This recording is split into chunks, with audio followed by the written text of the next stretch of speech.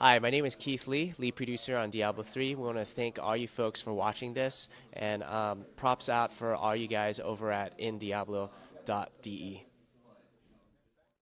Okay, Keith, let us talk a bit about Diablo 3, and we used the last night to collect some questions from our community.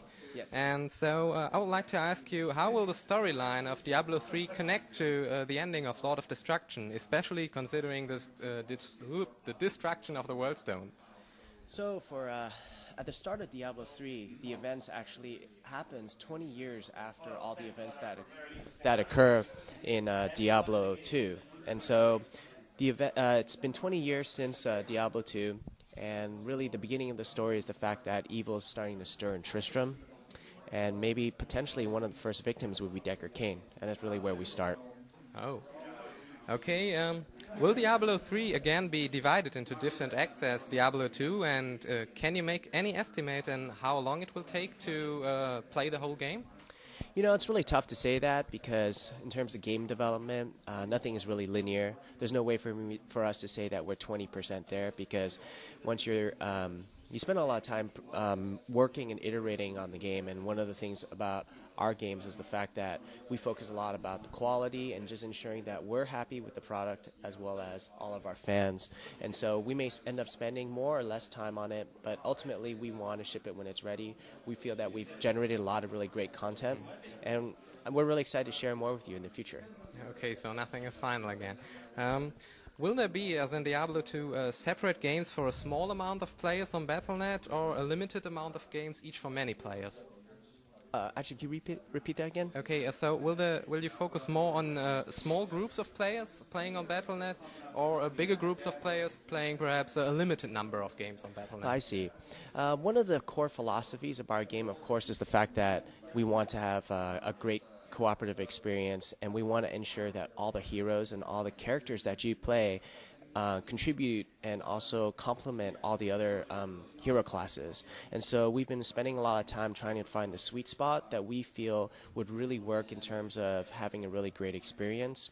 And so we actually feel that having a smaller group of people would be more effective, because that way every person that plays can really contribute and exercise their unique skills for their heroes. Okay. In the trailer that we saw yesterday, it was hinted that potions won't appear in Diablo 3. Will there be some kind of healer class or something instead? You know, that's something that we spent a lot of time thinking about, and one of the things that we've always focused on is the fact that Diablo 3 is very fast-paced, and we feel that potion spamming actually prevents you from being able to use a lot of different skills that you might want to have. And we want to actually develop each class so that they are unique. We may not necessarily have a pure healing class. I don't think that's ever been a philosophy of the Diablo series, but more importantly than that, we want to allow you to use your skills to find ways to get out of a situation, and we don't want to always have you depend on potions.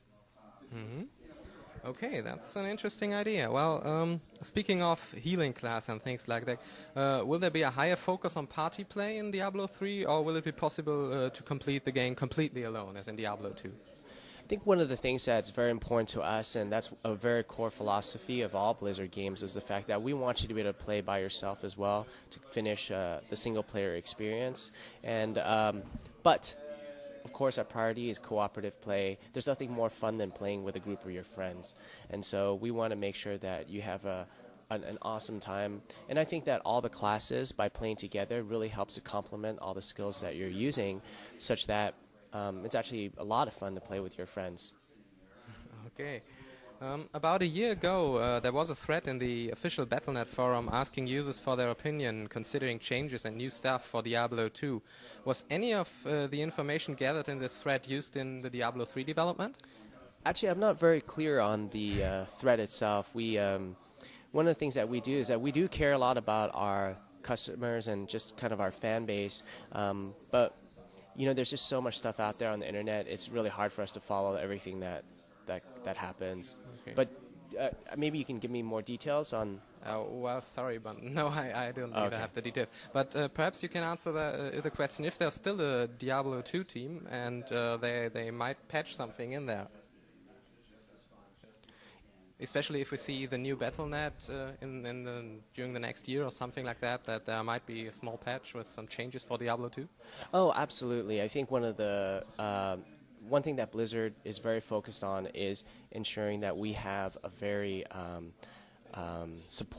we support all of our games, and as long as there are people playing it, we'll continue to make it better, as well balanced as possible, to give everyone the best experience possible. And if that means for us to improve and iterate and add another patch, then that's something we'd love to do.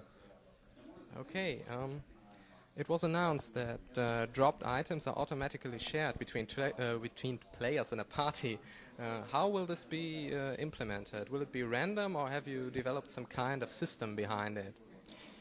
That's one of the things that, in terms of Diablo, we do have randomized loot.